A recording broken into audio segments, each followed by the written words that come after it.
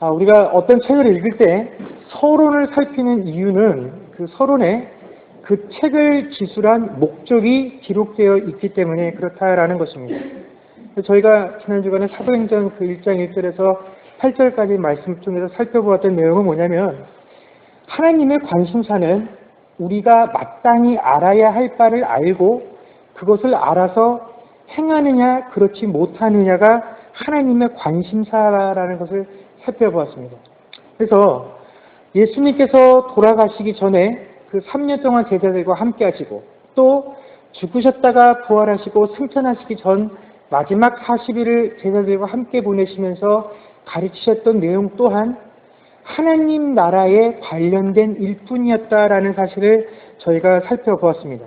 이렇게 예수님께서 처음부터 끝까지 그 제자들이 알기를 원하셨던 내용들은 하나님 나라에 관한 것들이었는데, 이 제자들의 관심사는 예수님의 가르침과 의도와는 상관없이 전혀 다른 방향으로 흘러가고 있었다라는 것이죠. 그래서 예수님께서는 마지막으로 승천하시기 전에 그 제자들의 관심사를 하나님께서 원하시는 것이 무엇이냐를 다시 한번 해주셔서 그들의 방향을 전환해 주실 필요가 있었다라는 것입니다. 그리고 나서 그 내용을 그들에게 뭐라고 말씀해 주셨냐면, 너희가 예루살렘을 떠나지 말고 하나님께서 너희에게 약속하신 것들을 기다려라 라는 것이었는데, 그 기다려야 될 내용이 뭐였냐면 바로 성령의 임재였다라는 것입니다. 그래서 그 성령이 너희에게 임하게 되면 그 성령이 주시는 권능으로 말미암아 너희들이 할 수밖에 없는 일이 있는데, 그게 뭐냐면 너희가 예루살렘과 온 유대를 넘어서서 사마리아와 땅끝까지 이르러 증인이 되는 삶을 살게 될 것이다 라는 것이었습니다. 그리고 이 증인이다라는 것은 사실 자기 자신 그 스스로는 아무것도 중요한 존재가 아니라 단지 자신이 증언을 해야 할 그 대상, 그 사람이건 그것이 사건이 되었던 그것 때문에 비로소 존재의 목적이 있는 사람, 그것이 증인이다라는 사실을 우리가 살펴보았습니다. 그래서 사도행전도 누가가 기록을 했다라고 제가 지난주에 말씀드렸는데, 그렇다면 그 우리가 증인이 되는 삶을 살아야 하는데 도대체 우리가 무엇에 관해서, 그 예수님이라면 예수님의 어떠한 것에 대해서 우리가 증인이 되어야 하느냐, 우리가 그 증언을 해야 할 내용이 무엇이냐라고 할 때 그 증언의 내용에 해당되는 것들이 바로 오늘부터 저희가 살피게 될 누가복음이다라는 것입니다. 그리고 이 누가가 오늘 저희들에게 증언하려고 하는 이 내용에는 크게 우리 중에 이루어진 사실이다라는 특징을 가지고 있는 게 누가가 우리에게 가르치고자 하는 내용의 특징입니다.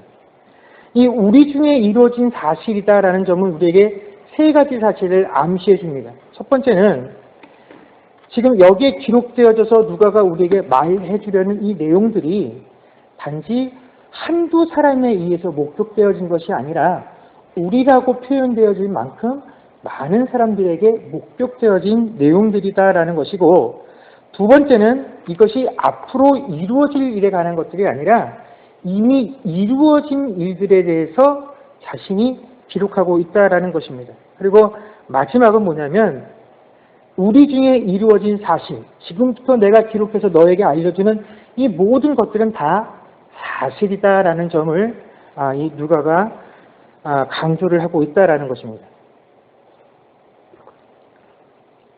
여러분, 신자들이 전도를 할 때 가장 큰 문제가 뭐냐면, 전도를 한다라고 하면서 정작 자신이 무엇을 전해야 하는지에 대해서 모른다라는 것이 가장 큰 문제입니다. 여러분, 우리는 전도를 복음을 전하는 것이다 라고 알고 있습니다. 그런데 우리가 알고 있는 전도의 방법은 뭐냐면, 시장에서 장 보고 나오는 사람들에게 전도지를 나눠주는 것, 또 사람들 많이 다니는 그곳에 피켓 들고서 예수 천당 불신지옥이라고 외치는 것들을 전도라고 생각을 하고 있다라는 것입니다. 그런데 우리가 성경을 읽어보면 이런 방법들을 통해서 예수를 영접하게 되는 경우는 단 한 군데도 나와 있지 않습니다. 여러분, 사도들이 복음을 전해서 회심을 하게 되는 경우들을 살펴보게 되면 거기에는 두 가지 특징이 있습니다. 첫 번째는 뭐냐면 사도들이 나가서 설교를 해서 회심을 일으켰다라는 것입니다. 그런데 이 설교가 지금 목사들이 이렇게 예배 시간에 뭐 30분, 40분 설교하는 것처럼 되어지는 것들이 아니라 하루 왼종일 청중들을 대상으로 해서 그 복음의 내용들을 구약에서부터 지금 이 시점까지 어떠한 일들이 진행되어져 왔는지를 쉬지 않고 이야기를 했다라는 것입니다. 또 어떤 경우가 있냐면 소수의 사람들과 만나서 몇 날 며칠 동안 그들의 질문과 또 그들이 가지고 있는 것에 대답을 해주는 이런 토론의 방법들을 통해서 그들을 회심할 수 있도록 해주었다라는 것입니다. 여러분 이렇게 몇 시간 동안 청중들에게 그가 전해야 될 내용에 대해서 쉬지 않고 이야기를 하고 몇 날 며칠 동안 이 복음에 대해서 의구심을 가지고 있는 사람들의 질문에 답해주고 토론을 하려고 한다라고 한다면 여러분 그들의 질문에 답을 할 수 있을 만큼 또 몇 시간을 쉬지 않고 이 복음이라는 것이 무엇인지에 대해서 떠들 수 있을 만큼의 복음에 관한 지식들이 있어야지만 가능하다라는 것입니다.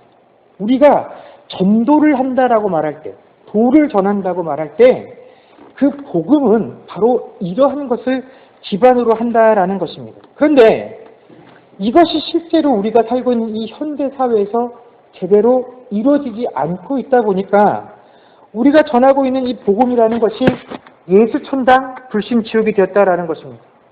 그리고 그냥 예수 믿고 복받자라고 이야기를 하다 보니까 이 이야기를 듣고 이 이야기를 믿고 신자가 되어진 사람들에게 신자가 되어서 할 수 있는 일은 이제 복받는 것 외에는 남은 것이 없다라는 것입니다. 네가 분명히 나한테 복음을 전할 때 예수 천당 불신지옥 그런데 예수 믿었잖아. 예수 믿으면 복받는다 했잖아. 근데 내가 예수를 믿었으니 이제 내가 예수에게 구할 것은 복밖에 없다라는 것입니다. 우리가 스스로 복음을 전하고 이 사람들을 전도한다라고 생각을 했지만 우리는 그들에게 복음을 전한 것이 아니라 잘못된 것을 전해왔다라는 것입니다.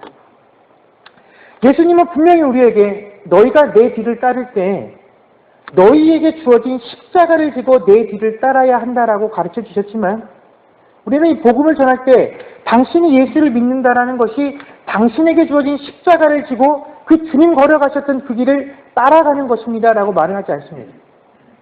하나님께서 당신에게 특별한 계획이 있습니다. 이런 감언설로 그들의 마음을 얻으려고 합니다. 그렇게 그들의 마음을 빼앗아서 교회로 이끌려고 하는데 우리들이 전하는 것은 그들의 환심을 사려는 것이 아니라 복음을 전하는 것이어야 한다라는 것입니다. 여러분 그리고 어느덧 우리가 전해야 할 복음의 내용들이 이러한 것들이다라고 이것이 참이요 진리인 시대를 우리가 지금 살아가고 있다라는 것입니다. 이런 상황 속에서 누가복음의 저자였던 누가가 이 누가복음의 서론에 우리에게 밝혀주고 있는 이 내용들은 굉장히 중요한 의미를 담고 있습니다.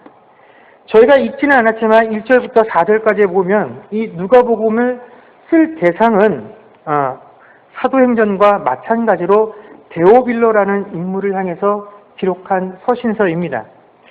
여러분 이 데오빌로라는 인물이 누구냐 하는 것은 여러 가지 학설들이 있지만 사실 중요하지 않습니다. 문제는 이 누가복음이라는 복음서를 받았을 때의 데오빌로라는 인물이 처해 있었던 상황이 어떤 것이냐 하는 것입니다. 여러분 이 데오빌로라는 인물은 이 서신서를 읽고 회심을 한 것이 아닙니다. 그는 이미 예수를 알고 예수를 믿고 있는 사람이었습니다. 그런 사람을 향해서 누가가 다시금 이 누가복음을 기록해서 전해주면서 뭐라고 이야기를 하고 있냐면 3절부터 4절에 보면 그 모든 일을 근원부터 자세히 미루어 살핀 나도 데오빌로 각하에게 차례대로 써 보내는 것이 좋은 줄을 알았노니 이는 각하가 알고 있는 바를 더 확실하게 하려 함이라라고 기록의 목적을 밝히고 있다라는 것입니다. 이 데오빌로라는 인물이 예수를 안 믿는 사람도 또 예수를 모르는 사람도 아니었다라는 사실입니다. 그는 어떠한 경로를 통해서라도 이미 예수님이 어떠한 분이고 그 예수님을 믿고 있는 신자였다라는 것입니다. 그런데 오늘 그런 사람들이, 그런 데오빌로를 향해서 다시금 그가 이 누가복음을 기록해주는 이유가 차례대로 이 사실을 너희가 알아야 되겠다. 그리고 네가 이미 알고 있는 바를 정확하게 확실하게 알게 하기 위해서 내가 이것을 기록해서 당신에게 보냅니다 라고 썼다라는 것입니다. 그 말은 이 데오빌로라는 인물이 예수님에 대해서 아는데 이 예수님을 차례대로 알지 못했다라는 것이고 그가 예수님에 대해서 확실하게 알지 못했다라는 것입니다. 그럼 예수님을 차례대로 알지 못했다라는 것은 도대체 무엇이냐? 그건 이 사람이 예수님을 사건을 통해서 만났다라는 것입니다. 무슨 말이냐면 이런 거죠. 예를 들어서 예수님이란 분이 계신데 그분이 어떤 병든 사람의 병을 고치셨대. 어떤 기적을 행하셨대. 그 병을 고치고 기적을 행하는 것 보니까 그분은 능력이 있으신 분이야. 이런 사건들을 통해서 사건을 일으키는 능력을 통해서 이분이 예수를 알게 되었고 그런 예수를 믿게 되었다라는 것이죠. 그래서 누가가 예수를 그런 식으로 알아서는 안 된다라는 것입니다. 예수님이 차례대로 예수님께서 이 땅에 오신 그 이후부터 그 이전에 어떠한 일들이 있었는지부터 당신이 알아서 예수님이 십자가에 죽으시고 부활하신 그 모든 내용들을 다 알아야지 당신이 비로소 예수를 아는 것입니다라고 말할 수 있기 때문에 지금부터 제가 이것을 기록해서 당신에게 보냅니다라고 했다라는 것입니다. 여러분 이것이 누가가 누가복음을 기록해서 이것을 읽어야 할 대상이었던 그 각하에게 보낸 목적이고 이유였다라는 것입니다. 그런데 이것은 단순히 누가복음을 대할 때에만 필요한 자세가 아니라 우리가 이 모든 성경을 읽을 때 우리에게 꼭 필요한 중요한 대목이다라는 것입니다. 여러분 아마 여기 계신 많은 분들이 교회를 오랫동안 다니셔서 이미 예수에 대해서 잘 알고 계실 것입니다. 많은 사건들을 기억들을 하고 계실 것입니다. 또 많은 설교들을 들어서 과연 우리가 더 들어야 할 설교가 있을 것인가? 본문만 봐도 이 본문에서 저 목사가 대충 어떠한 이야기를 하겠구나라고 우리가 짐작을 할 수 있다라는 것입니다. 도대체 무엇이 더 새로운 것이 있을 수 있나라고 느끼실지도 모르겠습니다. 그러나 누가가 이 복음서를 기록해서 전해준 것과 같이 하나님께서 이 누가를 감동시키셔서 이것을 기록해서 남겨서 후세인 우리들에게 보여주게 하신 이유는 뭐냐면 우리가 차례대로 이 사실들을 알고 우리가 이미 알고 있다라고 생각하고 있는 그 모든 것들에 대해서 더욱더 확실히 알기를 원하셨기 때문이었다라는 것을 우리가 기억을 하면서 이제 앞으로 이 말씀들을 대할 수 있었으면 좋겠습니다. 여러분 이 누가복음뿐만 아니라 각 복음서의 시작은 예수님의 탄생 비하를 소개하는 것으로 시작이 되어지고 있습니다. 그런데 이 예수님의 탄생만큼이나 중요하게 다뤄지고 있는 인물이 한 명 있죠. 누구냐면 바로 세례자 요한에 관한 것입니다. 성경이 이렇게 세례자 요한에 관해서 복음서들마다 그 인물의 출생에 관한 이야기들을 기록하고 있는 것은 이 사람이 굉장히 중요한 인물이기 때문이 아니라 이 세례자 요한이 탄생할 수밖에 없었던 그 시대적 배경이 바로 메시아의 탄생과 그분께서 앞으로 하실 사역과 밀접한 관련이 있기 때문에 그렇다라는 것입니다. 오늘 누가복음 1장 저희들이 읽었던 5절부터 20절 말씀에 보면 세례자 요한은 아바야 반넬의 제사장 출신이었던 사가랴와 역시 제사장 지파의 후손이었던 어머니 엘리사벳 사이에서 태어나게 됩니다. 여러분 신이 직접 다스리는 나라라는 그 신정국가를 표방하는 이스라엘에게 있어서 제사장 집안의 출신이다라는 것은 굉장히 중요한 의미를 가지고 있습니다. 특별히 6절 말씀에 보게 되면 이 사가랴와 엘리사벳이라는 인물을 그들이 의인이었다라고 성경이 기록해서 우리에게 전해주고 있습니다. 그리고 그가 의인이라고 평가를 받았던 중요한 이유가 뭐냐면 주의 모든 계명과 규례를 흠없이 행하였기 때문이다라고 알려주고 있습니다. 여러분, 그 사람들은 태어날 때부터 제사장 가문으로 고귀한 사람이었을 뿐만 아니라 그 고귀한 출신에 합당한 삶을 실제로 살고 있었던, 그래서 제사장 가문의 후손이다라는 사실이 부끄럽지 않은 그런 삶을 살고 있었던 사람이 바로 이 사가랴와 엘리사벳이라는 인물이었습니다. 또 그냥 그들 개인적으로만 하나님 앞에서 의인이요 충실하게 살았던 사람들이 아니라 8절에서 11절까지 말씀들을 보게 되면 이 사가랴는 제사장으로서 그에게 주어진 직분들을 아주 충실하게 행했고, 그가 제사장의 직분을 충실하게 행할 때에 그의 모습들로 인해서 그 제사에 참여하는 백성들도 영향을 받을 만큼 그는 그 직분에 합당한 삶을 살고 있었던 사람이었다라는 것을 우리가 알 수가 있습니다. 자, 이런 내용들만 우리가 쭉 살펴보게 되면 여기까지는 어떠한 문제도 존재하지 않습니다. 제사장이 그의 출신에 합당할 만큼 개인적으로 하나님 앞에 의인의 삶을 살았고, 또 맡겨진 직분에 충실했기 때문에 그 직분을 보는 백성들이 함께 감동을 받아서 아름다운 모습으로 제사에 참여할 수 있었고, 여기까지 아무런 문제가 없습니다. 오히려 이러한 모습들과 이런 사가랴의 행동은 하나님께서 이스라엘 백성들에게 원하셨던 아주 이상적인 모습들이다라는 것입니다. 그런데 사실은 이러한 내용들을 기록해 놓은 것이, 그래, 그 시대에 사가랴라는 인물이 있어서 하나님께서 기뻐하시는 시대였다라는 사실을 보여주고자 함이 아니라, 사실 이런 내용들을 기록해 놓은 것은 겉으로 보기에는 모든 것이 다 원활하게 돌아가고 하나님께서 원하시는 그 이스라엘이라는 나라의 모습들을 보여주고 있지만, 사실은 그 시대가 소망이 없었고 하나님을 기대하는 모습들이 전혀 없었던 시대라는 것을 더 극명하게 보여주기 위해서 이 내용들을 기록해 두었다라는 것입니다. 그러니까 굉장한 아이러니가 바로 이 사가랴의 모습이다라는 것입니다. 여러분, 그가 개인적으로도 하나님 앞에서 의인의 삶을 살았을 뿐만 아니라 제사장으로서 그가 모든 직분을 잘 감당했다라고 제가 말씀을 드렸습니다.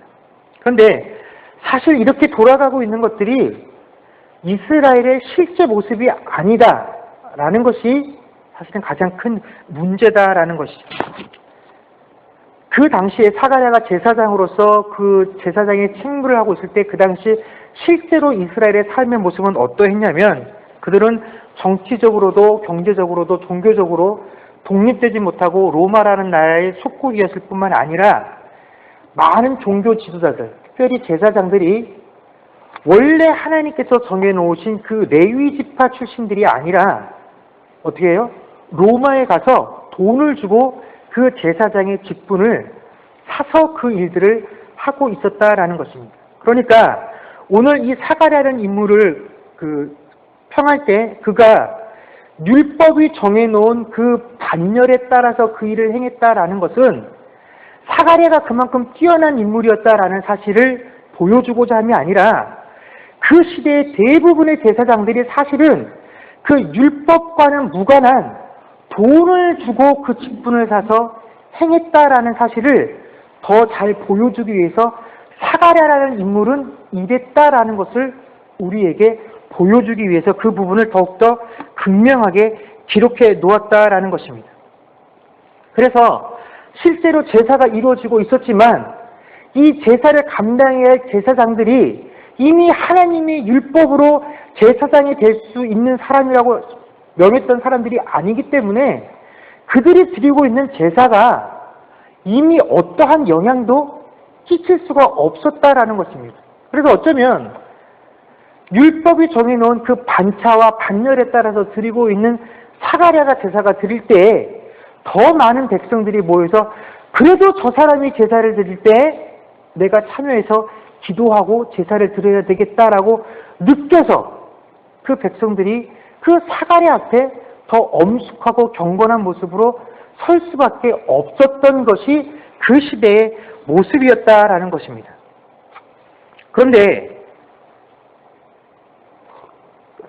그가 이렇게 제사장의 직무를 행함에 있어서 또 개인적으로 그가 가지고 있었던 하나님 앞에서의 규례를 지키는 모습들을 놓고 평하면 그는 의인이라고 불리기에 전혀 부족함이 없는 사람이었지만, 우리가 그런 제사장의 모습을 보면서 야, 저 사람은 이 시대에 얼마 남지 않은 의인이야 라고 평할 수 있다라고 할지라도, 우리의 눈에서, 우리의 판단에서 그를 의인이라고 부르는 아무 문제가 없을지라도 그것이 하나님 보시기에는 그렇지 않을 수 있다라는 사실을 또한 우리가 살펴보아야 합니다. 왜냐하면 이 사가랴라는 인물이 보여지는 것에 있어서는 충분히 의인이었지만 사실 개인적으로 그는 하나님을 기대하지도 하나님을 소망하지도 못하는 사람이었기 때문에 그렇다라는 것입니다. 왜냐하면 그가 분양할 때 천사가 나타나서 그에게 자식이 생기게 될 것이다 라고 하나님의 이야기를 전해줍니다. 그리고 그 아이가 어떤 아이이며 또 장차 어떤 일을 하게 될 것인지에 대해서 설명을 해 주었죠. 그런데 이 이야기를 다 듣고 난 후에 사가랴가 뭐라고 대답을 합니까? 18절 말씀에 그가 뭐라고 대답을 하냐면, 내가 이것을 어떻게 알려? 내가 늙고 아내도 나이가 많으니이다 라고 대답을 합니다. 여러분, 이 상황이 어디서 많이 봤던 익숙한 상황 아닙니까? 창세기 17장에서 아브라함이, 그렇죠, 하나님께서 네가 아브라함을 찾아오셔서 아브라함과 그 아내 사레의 이름을 바꿔주시면서 이제 너에게 아들이 생길 것이다 라는 그 말씀을 해주셨을 때 창세기 17장 17절에서 아브라함이 이렇게 반응을 합니다. 아브라함이 속으로 웃으며 내가 이미 100세가 되었고 내 아내도 99살이 됐는데 우리가 어떻게 아들을 낳을 수 있겠느냐. 이게 겉으로 한 말이 아니라 속으로 이렇게 생각을 합니다. 그리고 나서 하나님께 뭐라고 대답을 하냐면, 새로 아들이 태어나는 건 제가 바라지 않고 이미 태어난 이 이스마엘이나 하나님 앞에서 복받고 잘 살았으면 좋겠습니다 라고 대답을 해 주지요. 여러분, 이 두 가지 이야기가 나타내는 것이 뭡니까? 하나님이 나에게 말씀하셨지만 나는 믿을 수 없다라는 것이 이 두 가지 이야기의 핵심입니다.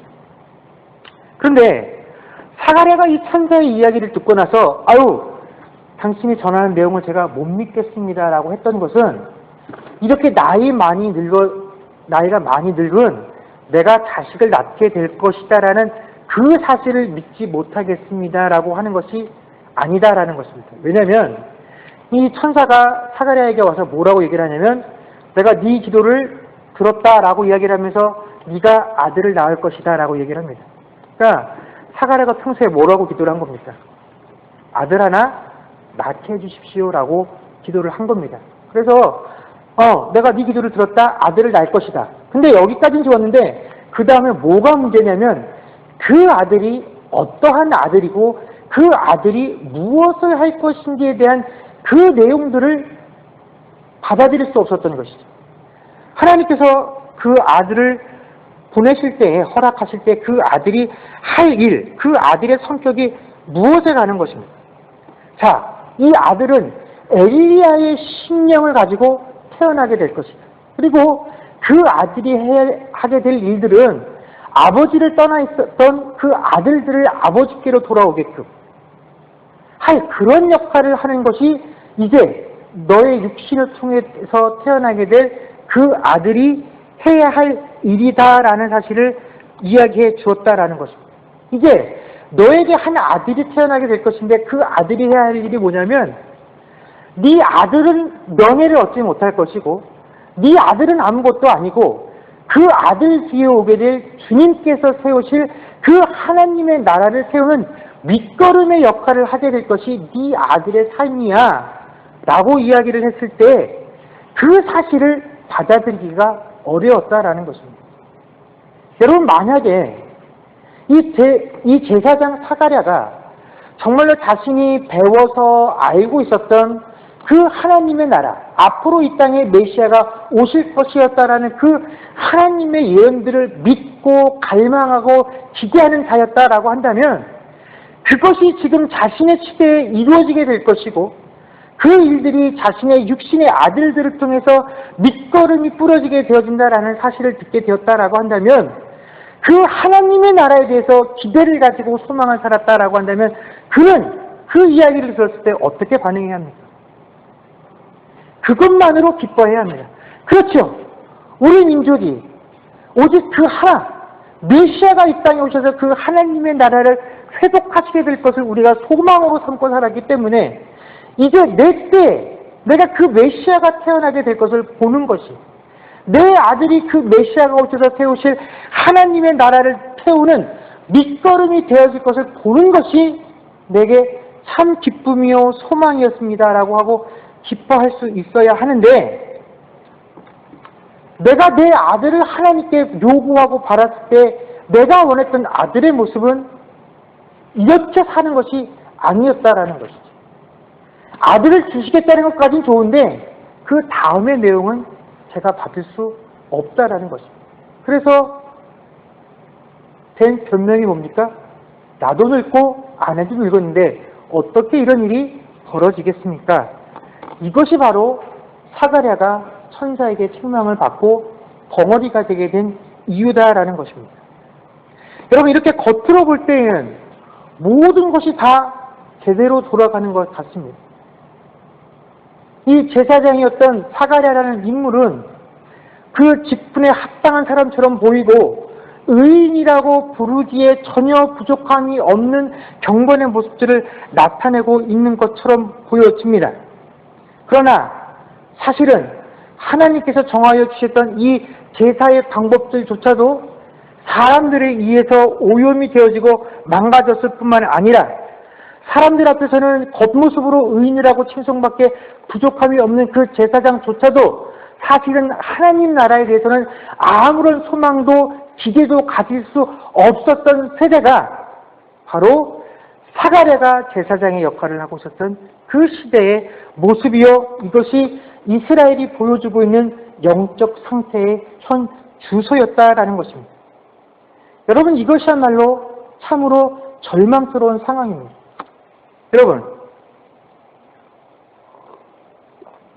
우리가 세상을 살다 보면 참 절망스러운 상황들을 경험하게 됩니다.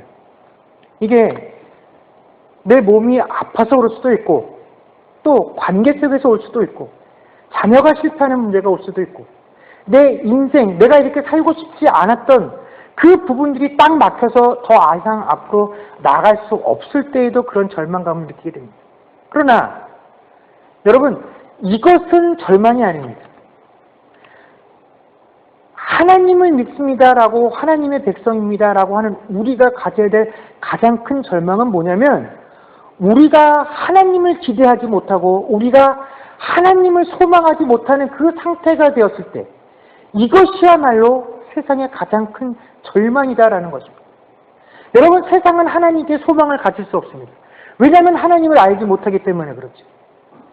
이 땅에 하나님을 알고 이 세상 가운데 그 소망 되시는 하나님을 보여주고 심어줄 수 있는 그 통로로 세움받은 우리가 하나님에 대해서 소망을 갖지 못하고 기대를 갖지 못할 때 바로 그 시대가 절망의 시대라는 것입니다. 그렇다면 지금 우리가 살고 있는 이 시대는 과연 사가랴가 살았던 그 시대보다 나으냐 하는 것입니다. 나는 사가랴하고 과연 다른 사람이다라고 우리가 말해줄 수 있겠느냐 하는 것입니다.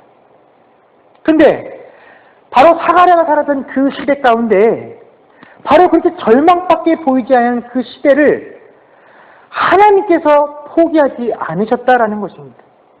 우리가 봤을 때, 세상이 봤을 때, 야, 교회가 어떻게 저럴 수 있어?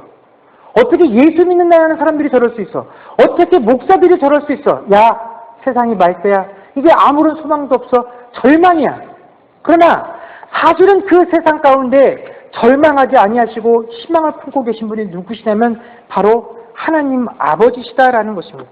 그래서 그 하나님께서 우리에게 주신 소망의 말씀, 그 약속이 바로 20절의 말씀이죠. 보라, 이 일이 되는 날까지 내가 말 못하는 자가 되며 능히 말을 못하리니 이는 내가 내 말을 믿지 아니함이거니와 때가 이르면 내 말이 이루어지리라 하더라.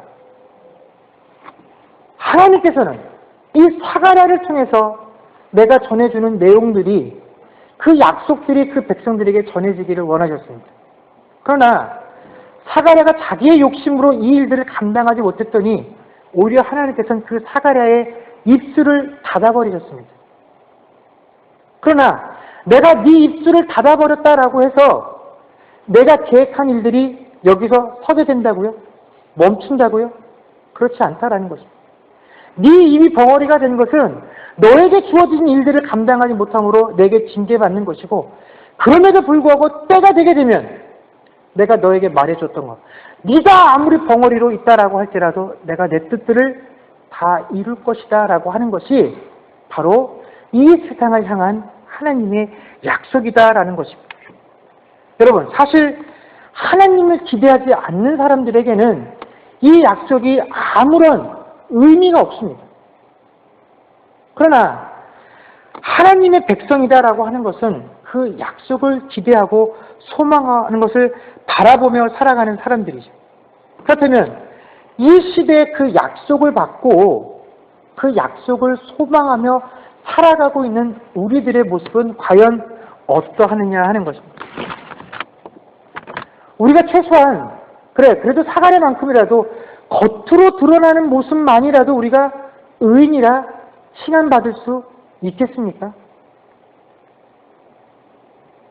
그래서 우리가 그 모습으로 세상에 의인인 것을 보여주지 않아서 세상이 예수를 안 믿는 것입니까?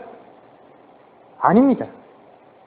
여러분, 세상에서 예수를 잘 몰라서, 교회가 어떤 것인지 잘 몰라서 교회를 안 나고 예수를 안 믿는 사람들은 거의 없습니다.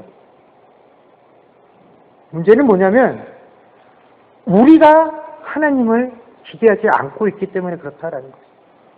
문제는 우리가 그 하나님을 소망하지 않기 때문에 그렇다라는 것입니다. 하나님께서 우리에게 그것들을 주시고 그 기대와 소망을 세상에 심는 자 되기를 원하셨는데, 여러분, 우리가 하나님이 내게 맡기신 것들을 원하지 않기 때문에 세상이 소망을 갖지 못한다라는 것입니다. 여러분, 우리가 지금 겉으로 보여주고 있는 것들, 이것이 우리의 신앙의 다가 아닙니다. 우리가 겉으로 보여주고 있는 것들, 야, 저 사람 참 대단해. 그것들은요, 우리가 하나님을 믿으면서 하나님이 우리에게 주신 그 믿음이 여러 가지 모습들로 표현되어지는 것들 중에 하나일 뿐입니다. 우리에게 요구되어지는 신앙은 때가 되면 내가 계획한 모든 것들이, 내가 말한 모든 것들이 이루어질 것이다 라고 하는 그 약속을 주신 그 하나님을 기대하고 소망하며 살아가는 그 믿음이 진짜 우리의 믿음이요, 그 신앙이 우리의 진짜 신앙이다라는 것입니다. 여러분, 사람들 눈에 보여지는 그 높이보다 우리에게는 사람들 눈에 보여지지 아니하는 더 깊은 하나님을 신뢰하고 기대하는 그런 믿음들이 있어야 한다라는 것입니다. 그래야 그런 우리들을 통해서 세상이 하나님에 대한 소망과 기대를 가질 수 있다라는 것입니다. 우리가 갖지 못하는 그 기대와 소망을 알지 못하는 이들이 어찌 보고 알 수 있겠습니까?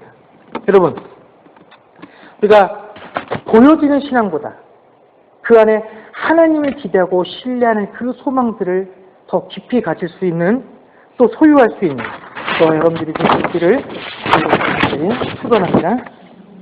기도하겠습니다.